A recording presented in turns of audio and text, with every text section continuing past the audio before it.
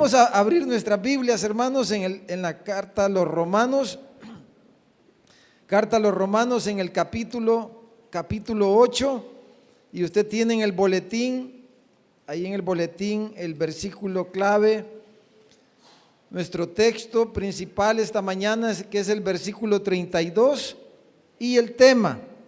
Después, hermanos, de haber dado el mensaje de la familia centrada, la iglesia centrada, la sociedad centrada, el canto centrado el domingo pasado, este quinto mensaje va a ser el último de esta serie sobre la necesidad de centrar todo centrado en el Evangelio de Jesucristo.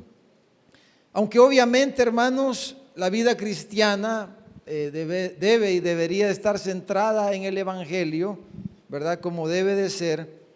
Muchas veces en la práctica no vemos eso, ¿no es cierto? No vemos que las personas, que los hermanos estamos centrados en el Evangelio, porque eso significa que cada acción, cada pensamiento, cada decisión que tomamos, cada desafío, cada situación que enfrentamos en la vida, deberíamos de hacerlo filtrando, analizando todo a la luz de la verdad y de los principios y valores del Evangelio del Señor Jesucristo.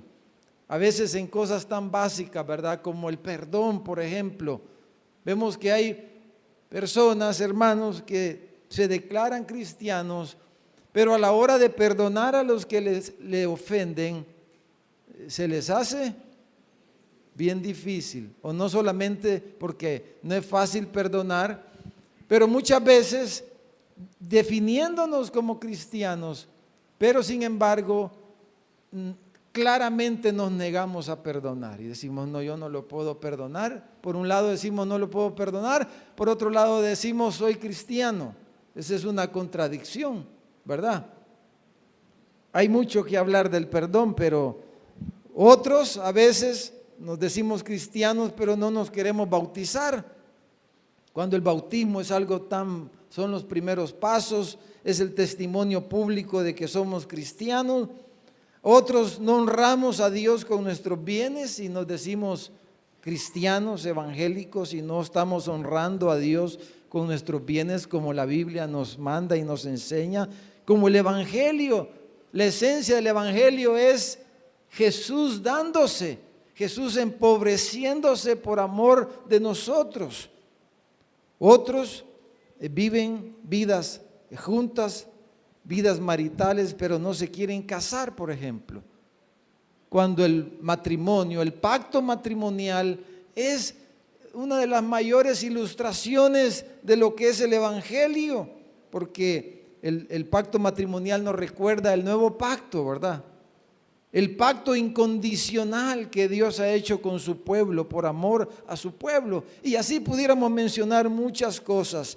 Pero centrar la vida en el Evangelio, hermanos, nos hará vivir como auténticos evangélicos.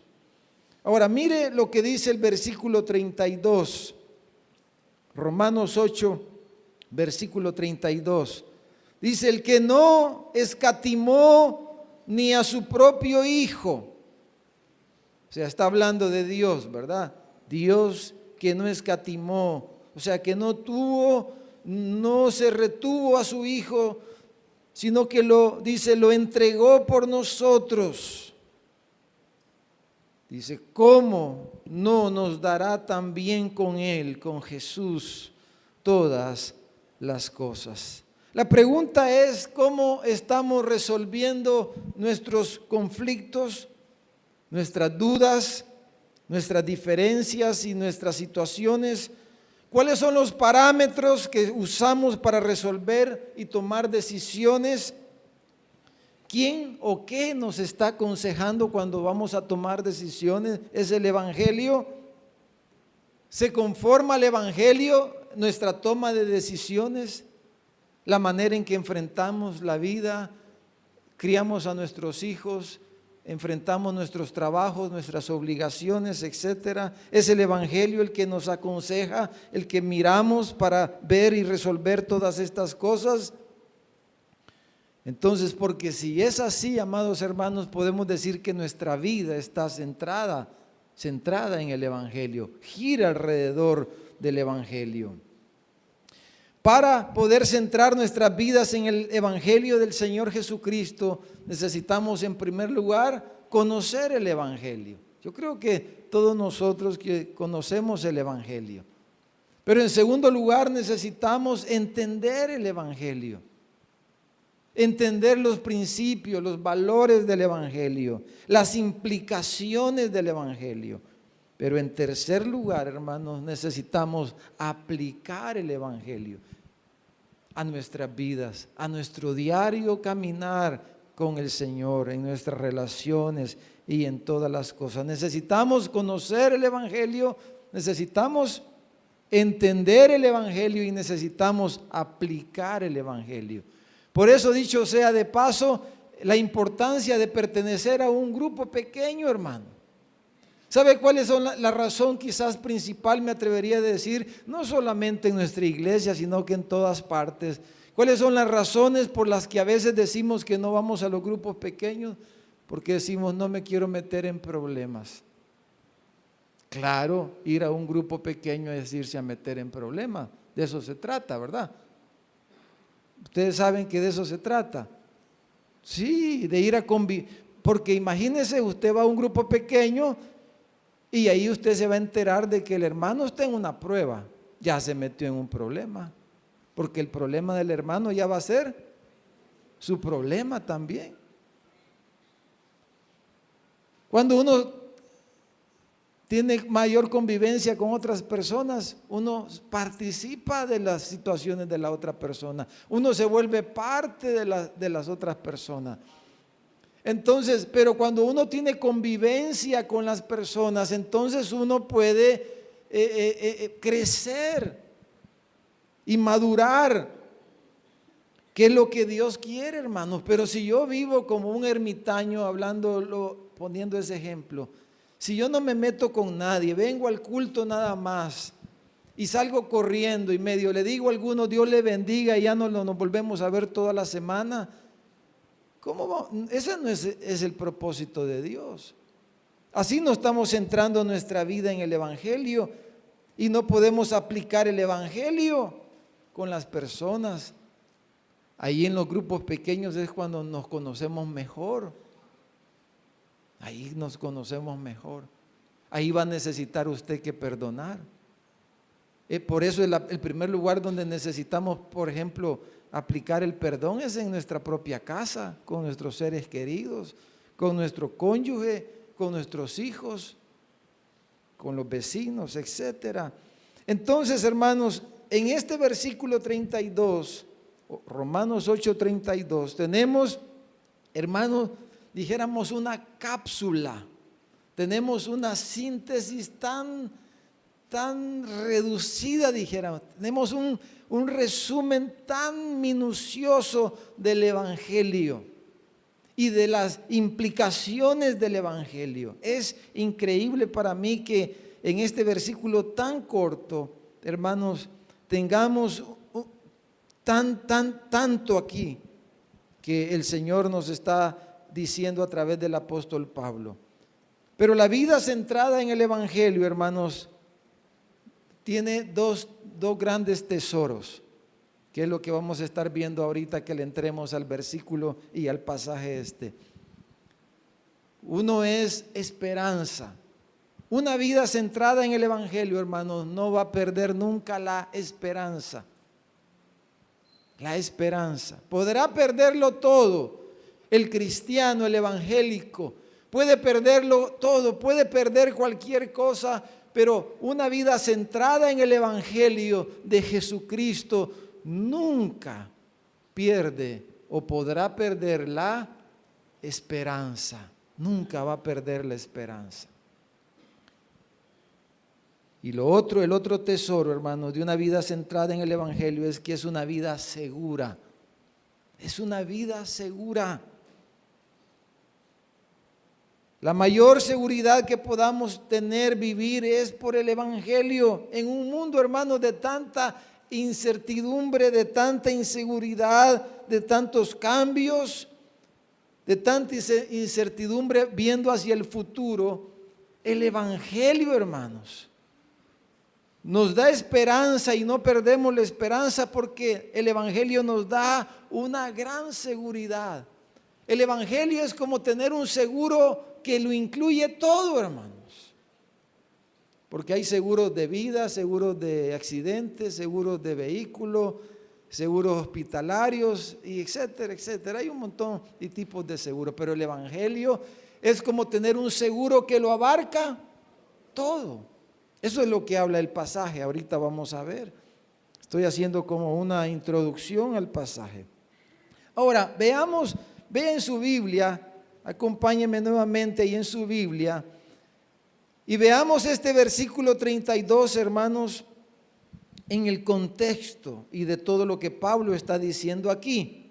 Vamos a decir que el pasaje, vamos a leer desde el versículo 31 al versículo 39, pero vamos a estudiar, a meditar, a reflexionar en estos 9 versículos del 31 al 39, pero lo vamos a hacer a partir del versículo 32, que es nuestro versículo clave, dijéramos. Ahora, la vida cristiana, la vida centrada en el Evangelio es una vida de esperanza, es una vida de seguridad, pero hermanos, la vida centrada en el Evangelio va a ser una vida en misión también. De eso nos habla también el pasaje este. Va a ser una vida en misión permanente, y vamos a concluir con eso esta mañana. Veamos entonces, leamos desde el versículo 31. Dice Pablo: ¿qué pues diremos a esto? Si Dios es por nosotros, ¿quién contra nosotros? Fíjese la entrada. Si Dios es con nosotros, dice, ¿quién contra nosotros? Tenemos seguridad. Si Dios está con nosotros, ¿cómo podemos perder la esperanza? Versículo 32 dice: el que no escatimó ni a su propio Hijo, sino que lo entregó por todos nosotros, ¿cómo no nos dará también con Él todas las cosas? Y dice: ¿quién acusará a los escogidos de Dios? Dios es el que justifica. ¿Quién es el que condenará? Cristo es el que murió, más aún el que también resucitó, el que además está a la diestra de Dios, el que también intercede por nosotros. Y entonces dice: ¿quién nos separará del amor de Cristo? Tribulación o angustia, o persecución, o hambre, o desnudez, o peligro, o espada, como está escrito: por causa de ti somos muertos todo el tiempo, somos contados como ovejas de matadero. Antes, dice, en todas estas cosas somos más que vencedores por medio de aquel que nos amó.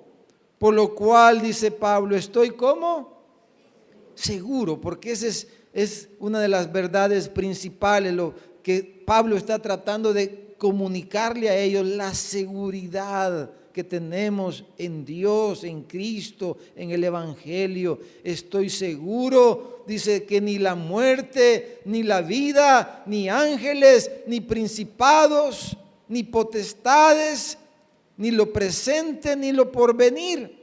Tuvimos una pequeña escena aquí de lo porvenir, ¿verdad?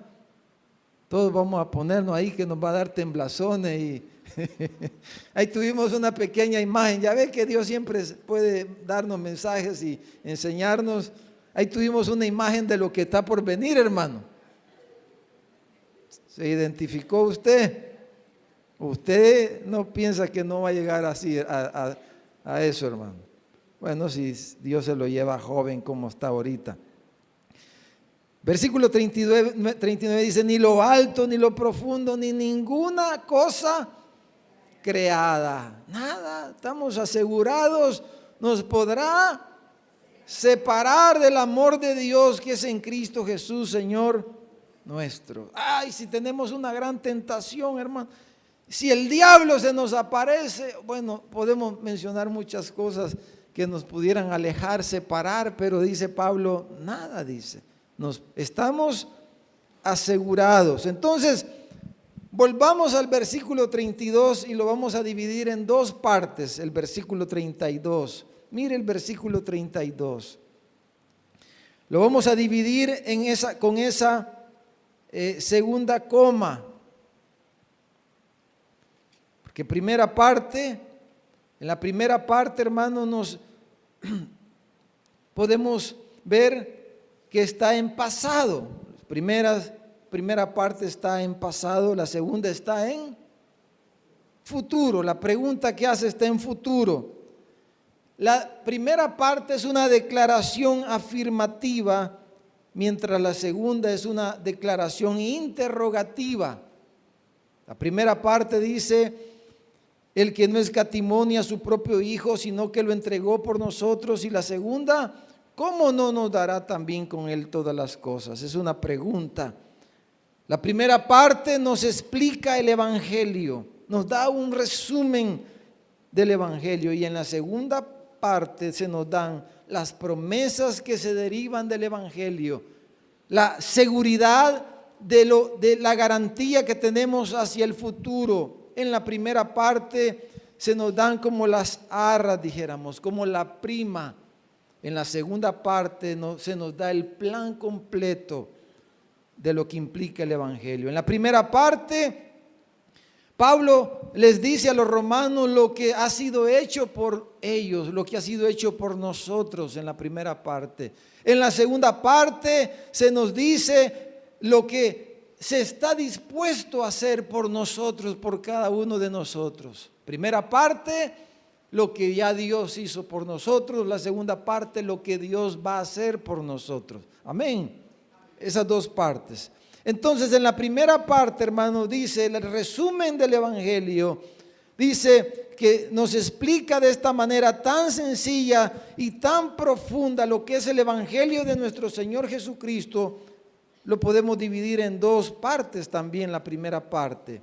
Primero dice que Dios, ¿qué hizo, hermanos? Entregó a su propio Hijo. El Evangelio, hermano. Dios entregó a su propio Hijo. ¿Qué implica esto? ¿Qué implica que Dios entregó a su Hijo? Bueno, que muchas cosas, toda la Biblia pudiéramos enseñar con estas dos frases, pero ¿qué implica? Implica que Él se tuvo que hacer hombre, que se tuvo que encarnar. Implica que el Hijo de Dios tuvo que despojarse de ser como Dios. Implica que tuvo que ser entregado su juicio en manos de los gobernantes de este siglo. Implica que tuvo que ser sometido a la injusticia del imperio romano. Implica que tuvo que ir a la cruz. Lo entregó y lo entregó en manos de malhechores. Implica que entregó su vida, que Dios lo abandonó al juicio de los hombres. Implica todo esto. Dios entregó a su Hijo. Amén. El Evangelio, Dios entregó a su Hijo, porque de tal manera amó Dios al mundo que entregó a su Hijo. Entonces, pero la segunda parte dice, ¿por qué lo entregó? Dice que lo entregó ¿por quiénes, hermano? Por nosotros, dice. Dios entregó a su propio Hijo y dice luego que lo hizo por nosotros. Este versículo dice que lo entregó por todos nosotros. ¿Quiénes son todos nosotros ahí? ¿Toda la humanidad? No. Todos nosotros se refiere a toda la iglesia, a todos los creyentes, a todos los que creen el Evangelio, a todos los que centran sus vidas en el Evangelio. Todos nosotros, la iglesia, Dios entregó a su Hijo y lo entregó por todos nosotros, por cada uno de nosotros, para nuestro provecho. ¿Y qué implica que lo hizo por nosotros, hermanos? ¿Qué implica que lo hizo por nosotros? Que esa entrega fue una entrega, como le llama la teología, vicaria. Fue un sacrificio, repítalo conmigo por favor, vicario. ¿Qué quiere decir un sacrificio vicario? Vicario quiere decir que fue en lugar de nosotros. Dios lo entregó por nosotros, quiere decir que Cristo murió, sufrió todo lo que sufrió, lo hizo en lugar de nosotros. Implica que el justo, el que no había cometido pecado, el Hijo de Dios, Jesús, pagó por los injustos, el justo por los injustos, como dice Pedro, para llevarnos a Dios. Implica que Él pagó por nosotros y que el justo pagó por los injustos.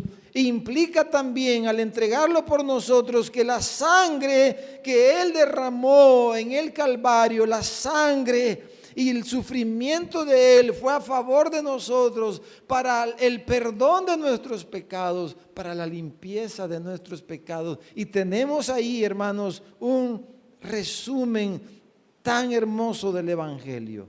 Dios, dice, lo entregó a su Hijo y Dios lo entregó por nosotros. Amén, hermanos. Esa es la primera parte que se refiere a lo que Dios ha hecho por nosotros. O sea, el Evangelio. El Evangelio. ¿Qué ha hecho? Entrega, sacrificio. Pablo está hablando de la entrega, del sacrificio de Dios, o sea, del amor de Dios, porque amor, bíblicamente hablando, amor no es un sentimiento, sino que amor es una entrega, es un sacrificio. Dios nos amó, Dios entregó a su Hijo y lo entregó por nosotros. Entonces tenemos ahí el Evangelio. Ahora, centrémonos en la segunda parte, en estos minutos que vienen, que es lo que ya vimos, lo que ya Dios hizo por nosotros. Amén. Ahora veamos lo que Dios está dispuesto a hacer por aquellos por quienes su Hijo fue entregado. Ahora veamos lo que Dios está dispuesto a hacer por aquellos por quienes su Hijo fue entregado. Y por esto decimos, y estoy diciendo, y el pasaje nos enseña que no podemos perder la esperanza y que tenemos seguridad en el Evangelio. Y Pablo, hermanos, esa segunda parte lo hace como una interrogante para hacernos meditar, para hacernos reflexionar, para que veamos la profundidad de lo que Dios ha hecho por nosotros, hermano. Lo que Dios ha hecho por su pueblo, la profundidad de la obra del Evangelio, de la obra de Dios por su pueblo. Él lo hace como una pregunta. Debemos entonces centrarnos en esto. Lo que quiere decir esa pregunta, ¿cómo no nos dará también con Él todas las cosas, hermanos? Que Dios hará. Pablo está afirmando, hermanos, que Dios hará todo lo que haga falta en nuestras vidas para completar la obra que Él ya comenzó. Fíjese qué garantía la que Pablo está dando. Es algo realmente maravilloso. ¿Cuál debe de ser el efecto de esto en nuestras vidas? Seguridad. Quiere decir que Él hará de forma incondicional los favores que sean necesarios, lo que haga falta para completar lo que ha comenzado con usted y conmigo, con nosotros. Si me acompañan a la primera carta de Juan, al capítulo 5, profundicemos un poquito en esta pregunta de Pablo. ¿Cómo no nos dará también con Él todas las cosas? ¿Cómo? Dice, ¿cómo Dios va a retener algo que haga falta? Primera de Juan, capítulo 5, versículo 12, dice: el que tiene al Hijo, tiene la vida. El que no tiene al Hijo de Dios, no tiene la vida. El que tiene al Hijo, lo tiene todo. Dice. Hemos sido bendecidos en los lugares celestiales en Cristo, dice Pablo a los Efesios. El que cree en mí, dijo Jesús, aunque esté muerto, vivirá. sea, el que tiene al Hijo, tiene la vida, tiene todo. Tiene toda la bendición, tiene toda la bienaventuranza, tiene todos los beneficios del Evangelio, el que tiene al Hijo. ¿Tiene usted al Hijo, hermanos? ¿Cuántos tienen al Hijo aquí? ¿Le dan un aplauso ustedes al Hijo? Si usted tiene al Hijo, usted lo tiene todo. Todo, dice. El que tiene al Hijo tiene la vida. Hermanos, si usted tiene la vida, ¿qué más quiere? La vida tiene, sin vida no puede, todo lo demás que usted tiene sin vida no sirve para nada, ¿verdad? Usted puede tener ahorros, puede tener empresas, negocios, familia, pero si no tiene la vida, de nada sirve que tenga todo eso. No sirve de nada.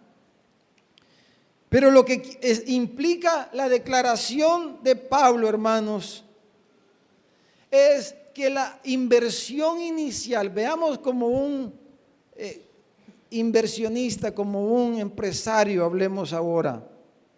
Pablo lo que está diciendo es que la inversión inicial que Dios hizo fue tan alta que lo que hace falta para completar la obra es insignificante, es lo que él está diciendo.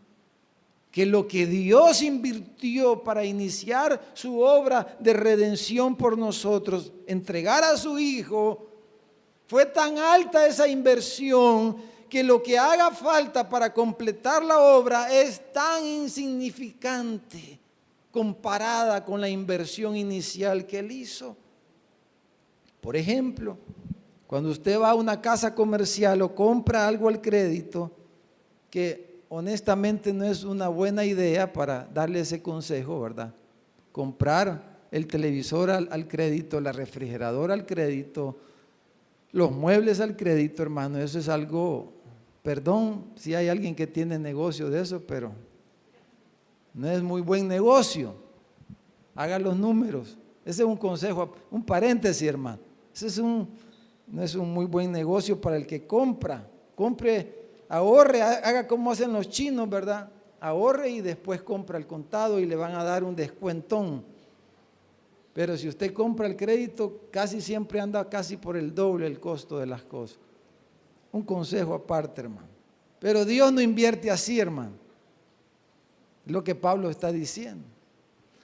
Lo que Pablo, hermanos, está diciendo porque, mire, cuando uno da una prima, ¿verdad? Para comprar algo, normalmente las primas andan por un máximo de un 10%, ¿no es cierto? La prima es chiquitita. Esa es la estrategia de los que venden así, de esta manera. Dice, una prima chiquitita. Y entonces le dice, una prima chiquitita, y cuando el negocio casi del año es, compre sin prima. ¡Wow! Eso es negocio, dice la gente, ¿verdad? Sin prima, no hay prima. La prima es chiquitita. Entonces, usted se queda pagando el resto, pero digamos que la prima es del 10%, usted se queda pagando el 90%, cuota tras cuota, mes a mes, y si le dan cuota de plancha, como dicen, gran negocio también, dicen, le dan cuota de plancha, cada una cuota chiquitita, y entre más chiquitita la prima y más chiquitita la cuota, más caro sale al final, pero bueno, ese es el negocio. Ahora, Pablo lo que está diciendo, hermano, es que la prima que Dios dio, dijéramos que fue el 99%. La prima que Dios dio, pongámosle un número, fue el 99% de esto. Y cuando usted paga, cuando no compró el televisor, lo compró sin prima, al final de cuentas no pudo pagar, que se lo lleguen a traer, ¿verdad? Lo pierde porque le sirve como un alquiler la cuota, pues. Lo estuvo alquilando, dijéramos, y usted está bien, que lo lleven. Nunca sintió que era suyo, ¿verdad? Pero hermano, lo que Pablo está diciendo es que si Dios dio a su Hijo, imagínense, ¿cómo cree? Dice, le está diciendo a los romanos. Piensen en Pablo le está escribiendo a hermanos que estaban enfrentando grandes dificultades, hermano. El imperio romano era cruel. Acuérdense, perseguía a los cristianos, los quemaban en la hoguera, los exhibían en la plaza romana, los leones se lo comían. Todo eso que hemos visto en las películas, esa es la historia. Eso era lo que ellos tenían que defender si centraban sus vidas en el evangelio. Cuando llegaba el imperio y les decía, son cristianos, si decían que sí, implicaba que iban a la plaza pública. Eso significaba decir que eran evangélicos. Y Pablo les dice, Dios lo dio a su Hijo. Y si Dios dio a su Hijo, ¿cómo no va a dar lo poquito que pueda hacer falta? ¿Qué puede hacer falta si ya te dio a su Hijo? ¿Me doy a entender, hermano? Entonces, esa es la garantía que Pablo está dando. Este es el meollo, esta es la esencia de todo el pasaje, hermanos. El versículo 32. Y esta pregunta dice, ¿cómo? ¿Cómo? ¿En qué cabeza cabe? Dice, ¿cómo Dios, si entregó a su Hijo por ti, ¿cómo no va a hacer lo que haga falta para que tú llegues al final de tu carrera cristiana, de tu carrera espiritual, de una manera exitosa? ¿Cómo Dios va a permitir que tu vida fracase, que tu vida espiritual fracase? ¿Cómo Dios va a permitir que fracase la iglesia si Él ya dio de prima el 99% y solo falta 1%? ¿Quién, en qué cabeza cabría alguien que ya pagó el 99%? Yo ahí sí le aseguro, usted no permitiría que le lleguen a traer el televisor si ya dio el 99%. Usted diría, no, si esto es mío ya. Esto es mío, diría. ¿Cómo va a creer que por el 1% que falta lo va a llevar? Diría, ya se lo voy a conseguir, diría usted. Eso es lo que Pablo está diciendo. Ahora, el resto del capítulo, hermano, Pablo se centra en este punto. ¿Qué falta? ¿Qué falta? ¿Qué hace falta? ¿Qué puede ser ese 1%? Pablo detalla diferentes posibilidades que pudieran ocurrir en el futuro, que pudieran hacernos dudar, pero él es enfático en asegurar la certeza que tenemos de la bienaventuranza de nuestro Dios, de la bendición de nuestro Dios. ¿Qué puede ocurrirnos? ¿Qué cosa tan mala puede venir a nuestras vidas que nos haga pensar que nos irá mal, que no nos irá bien, que fracasaremos? Pablo dice, en otras palabras, dice, nada puede venir. Absolutamente nada puede acontecer en el futuro, porque ya estamos en el futuro, o sea, mañana. ¿Qué le preocupa esta mañana? ¿Qué nos preocupa esta mañana? Nos preocupa qué va a pasar mañana, qué va a pasar el otro mes, qué va a pasar el próximo año. ¿Qué nos preocupa? Yo sé que nos preocupan cosas, hermanos. Este que les habla es el primero que le preocupan muchas cosas. Pero en realidad nada, absolutamente nada puede pasar para pensar que nos irá mal. Y eso es lo que Pablo sigue diciendo. Y el versículo 33, 34 y 35, si usted lo mira, Pablo hace una pregunta en cada uno de esos versículos, 3 preguntas. En el versículo 34, ¿cuál es la pregunta? ¿Quién condenará? Dice. ¿Quién? En el versículo 33. ¿Quién acusará a los escogidos de Dios? Dios es el que justifica. Nadie está diciendo, nadie puede acusarte si Él te justifica. ¿Quién nos acusará? Ahora, aplicando esto, hermano, porque usted puede fallar y lo pueden acusar y puede ir hasta preso. Pero que usted vaya preso no quiere decir necesariamente que no va a ir al cielo. Pero si nosotros tenemos claro esto, que quién nos va a acusar, hermano, a veces lo acusan a uno falsamente, ¿no es cierto? A veces lo acusan con pruebas. Aquí está, mira la foto. Aquí está la carta, ¿verdad? Y están las pruebas. Pero ¿sabe con qué se resuelve todo, sea cierto o sea falsa la acusación? Centrándonos en el Evangelio. ¿Falló usted? Diga, sí, fallé. Pero el problema de la gente, como no tiene el Evangelio, no está centrado en el Evangelio, empezamos a poner miles de excusas. Miles de excusas, aún los evangélicos, porque no estamos centrados en el Evangelio.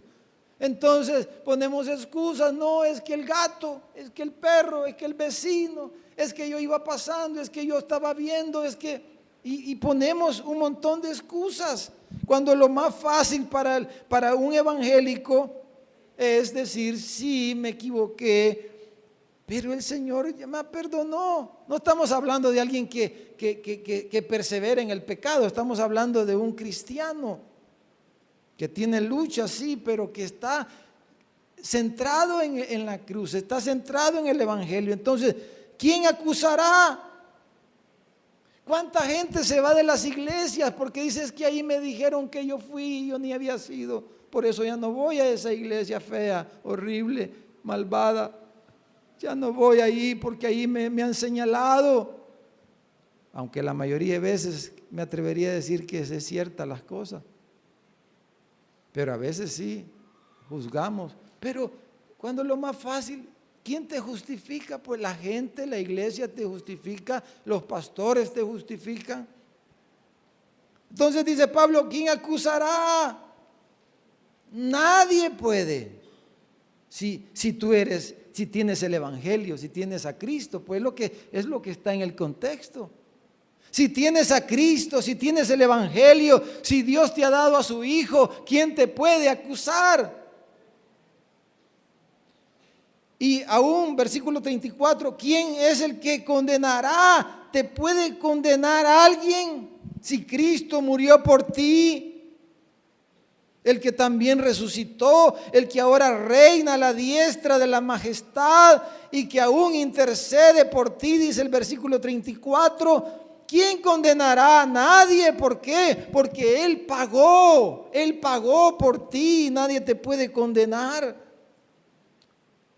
¿Quién nos separará? Dice el versículo 35, la tercera pregunta. ¿Quién nos separará? Nadie está diciendo nada ni nadie. ¿Por qué? Porque Él nos ama y Él lo que está diciendo es que está con nosotros de manera incondicional. Si fallaste, Él te justifica, te perdona, no te condena y no te deja, está diciendo Pablo. Si tienes al Hijo, si tienes a Cristo, si tienes el Evangelio, entonces ninguna de estas cosas pueden perjudicarte para decir que tu vida termina en un fracaso. Y en los versículos siguientes, hermano, el versículo 36, pareciera que como que no encaja mucho, pero voy a dejarlo ahorita para la conclusión y leamos del 37 al 39. El versículo 36 pareciera que como que no encaja con todo lo que él está diciendo. Pero versículo 37 dice, antes en todas estas cosas somos más que vencedores por medio de aquel que nos amó. Por lo cual dice, estoy seguro, estoy cierto ni la muerte, ni la vida, ni ángeles, o sea, ni Satanás, ni ningún ángel, por muy grande o malvado que sea, ni principados, ni potestades, ni lo que estoy viviendo ahora, ni lo que voy a vivir mañana. Dice, ni lo alto, ni lo profundo, ni ninguna cosa creada nos podrá separar del amor de Dios que es en Cristo Jesús, Señor nuestro. Amén, hermanos. Eso es lo que Pablo está diciendo. ¿Cómo no nos dará? Hermanos, ¿qué le preocupa esta mañana? ¿Qué lo tiene cargado? ¿Hay algo que lo está desanimando? ¿Hay algo que nos tiene ahí atormentado? Todo está bajo el control soberano de nuestro Dios y de un Dios que nos ha dado tanto, que cómo va a permitir que no se complete pues su obra. Ahora concluyamos en el versículo 36. Porque dijimos al inicio que no solamente tenemos esperanza y seguridad, pero hermanos, una vida centrada en el Evangelio, una vida centrada en el Evangelio, hermanos, es una vida en misión permanente. Entonces, para reflexionar cada uno de nosotros, una vida centrada en el Evangelio es una vida en misión permanente. Eso es lo que está diciendo el versículo 36. Yo le di vuelta, estudiando este pasaje, le daba vuelta. El versículo 36 no me encajaba para nada, hasta que me cayó el 5. Porque el versículo 36 pareciera que es una contradicción de todo lo demás que está diciendo. Porque dice que somos contados como ¿qué, hermanos? Dice que casi que el Señor nos protege, está diciendo, y que venga lo que venga, pase lo que pase, Él no nos va a dejar fracasar. Pero de repente, en medio de todo el pasaje, en el versículo 36, Pablo dice, somos como ovejas de matadero. Ay, me van a matar mañana quizás, me van a matar pasado mañana. Pero ¿por qué Pablo dice eso?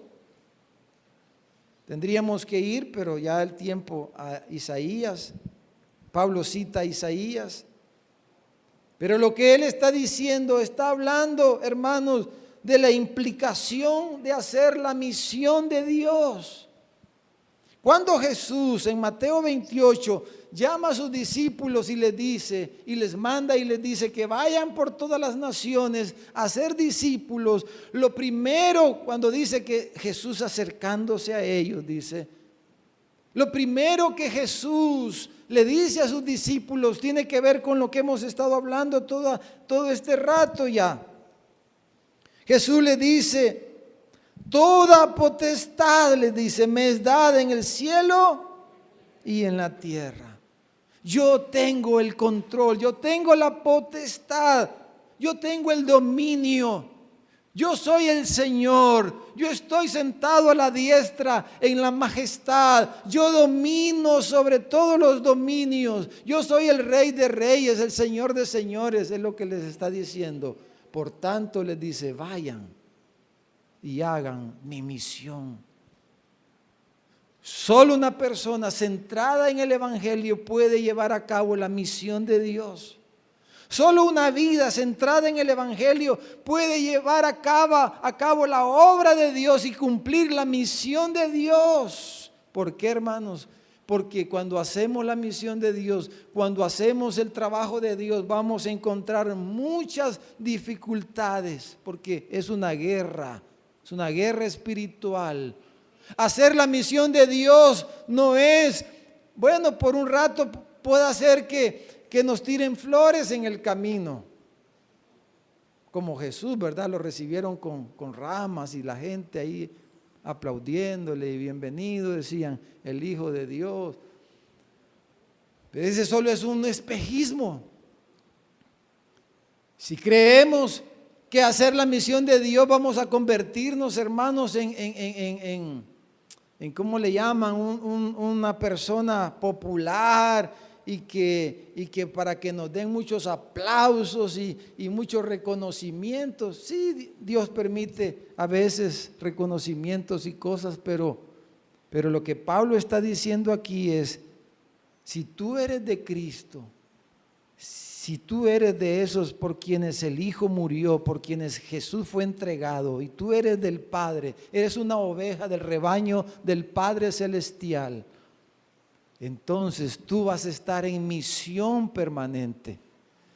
Dice, mire el versículo 36 dice, por causa de ti somos muertos, ¿cuántas veces?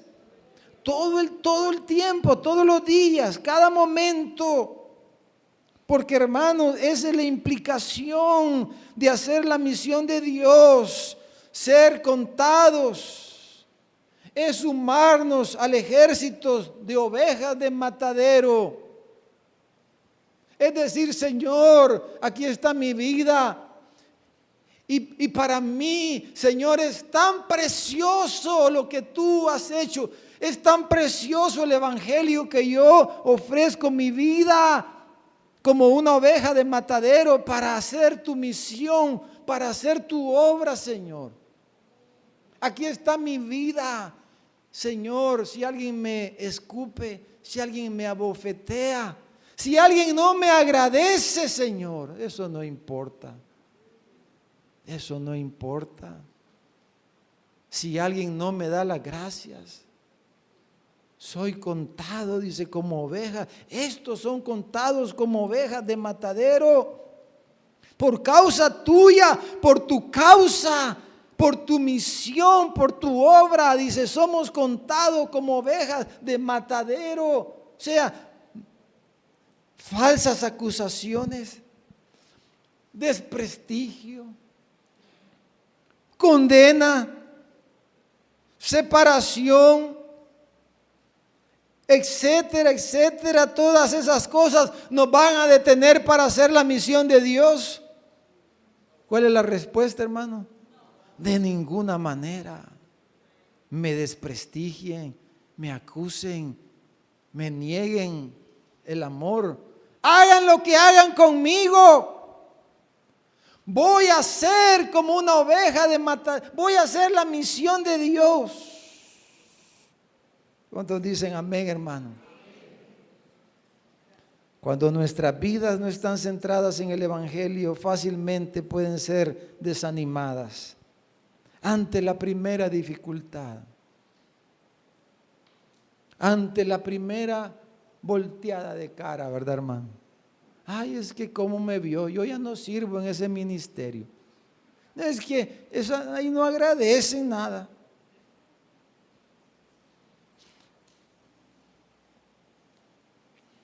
Pero cuando estamos centrados en el evangelio, que es que Dios entregó a su Hijo y lo entregó por mí, yo quiero ser contado en aquellos que sirven como el Hijo sirvió, como una oveja de matadero. Quiero entregar mi vida por la causa de Cristo. Y la causa de Cristo es su iglesia. La causa de Cristo está en este mundo. Cristo murió por su iglesia. ¿Cuántos quieren seguir a Cristo? ¿Cuántos queremos ser como Cristo? ¿Qué fue Cristo? Oveja de matadero. ¿Cuántos quieren ser ovejas de matadero?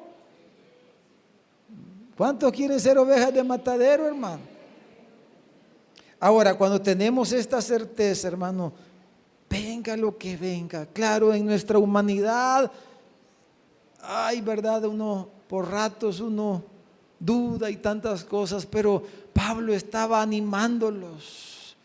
Y literalmente eso fueron los hermanos en Roma, fueron ovejas de matadero.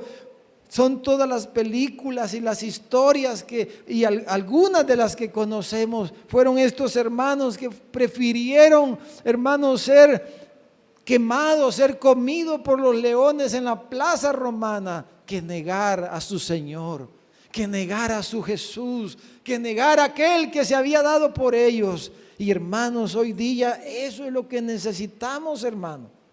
levantarnos como pueblo de Dios y decir, Señor, heme aquí. Amén, hermanos. ¿Cuántos dicen, heme aquí, Señor? Vamos a orar.